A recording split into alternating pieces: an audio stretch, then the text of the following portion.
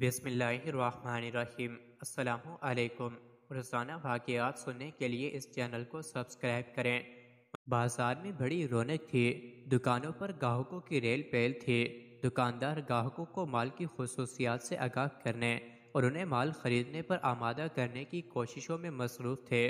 اچانک ایک بزرگ نمودار ہوئے جن کا رنگ گندمی تھا، شانے کشادہ اور دانت آبدار تھے۔ انہوں نے سادہ لباس زیب تن کر رکھا تھا۔ بزرگ بازار میں خرید و فروخت کے ارادے سے نہیں آئے تھے۔ وہ بازار میں پہنچ کر ٹھہر گئے اور زور سے پکارے، تم لوگوں کو کس چیز نے مجبور کر رکھا؟ لوگ بزرگ کی جانب متوجہ ہو گئے اور پوچھنے لگے، کس چیز سے؟ بزرگ کے لبوں کو جنبش ہوئی، وہاں رسول اللہ صلی اللہ علیہ وسلم کی میراث تقسیم ہو رہی ہے اور تم لوگ یہاں بیٹھے ہو، کہاں؟ لوگوں نے بےتاب ہو کر پوچھا۔ مسجد میں۔ بزرگ کا جواب تھا، یہ سننا تھا کہ بازار دیکھتے ہی دیکھتے خالی ہو گیا۔ لوگ کاروبار چھوڑ کر مسجد کی طرف دوڑے کہ رسول اللہ صلی اللہ علیہ وسلم کی میراث تقسیم ہو رہی ہے، اس سے محروم نہ رہ جائیں۔ لیکن یہ کیا؟ مسجد میں نہ کوئی تقسیم کرنے والا نظر آیا، نہ وصول کرنے والوں کی بھیڑ دکھائی دی۔ وہاں تو بس چند افراد نماز پڑھ رہے تھے، کچھ لوگ قرآن پاک کی تلاوت میں مصروف تھے اور چند افراد حلال و حرام کے مسائل پر گفتگو کر رہے تھے۔ مسجد میں کچھ نہ پا کر تمام لوگ کچھ حیران کچھ ناخوش واپس بازار چلے آئے۔ بزرگ سے شکایت کی کہ مسجد میں تو کچھ نہیں ہے، آپ نے تو کہا تھا کہ میراث رسول تقسیم ہو رہی ہے، وہاں تو بس کچھ لوگ نماز ادا کر رہے ہیں، کچھ کلام پاک کی تلاوت کر رہے ہیں اور بعض افراد حلال و حرام پر گفتگو کر رہے ہیں۔ بزرگ نے جواب دیا، تم لوگوں پر افسوس ہے، یہی تو تمہارے نبی صلی اللہ علیہ وسلم کی میراث ہے۔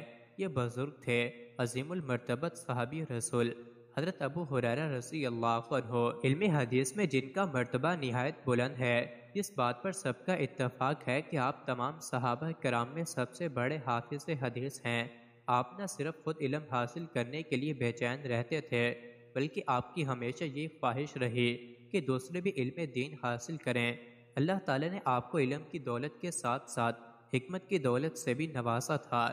حکمت سے اپنی بات کہنے کا آپ کو جو سلیقہ تھا، اس کا اظہار اس مضمون کی ابتدا میں بیان کیے گئے واقعے سے بخوبی ہو جاتا ہے۔ حضرت ابو ہریرہ رضی اللہ عنہ کا تعلق قبیلہ دوس سے ہے جو یمن میں آباد تھا۔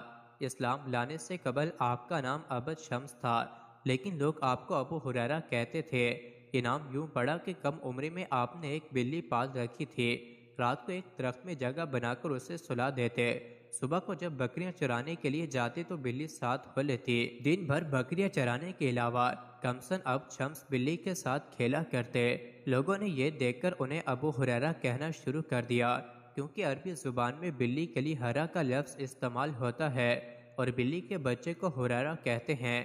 حضرت ابو ہریرہ رضی اللہ عنہ اسلام لانے کے بعد رسول اللہ صلی اللہ علیہ وسلم کے درکے ہو رہے۔ آپ کے دل میں علم دین حاصل کرنے کی جو خواہش تھی بڑھ کر حرص کی صورت اختیار کر چکی تھی، چنانچہ مسجد نبوی کے گوشے میں رہائش اختیار کر لی، جہاں چند اور صحابہ بھی رہ رہے تھے۔ یہ وہ لوگ تھے جن کی زندگیوں کا مرکز و معمور اللہ کے دین کے علم کا حصول تھا۔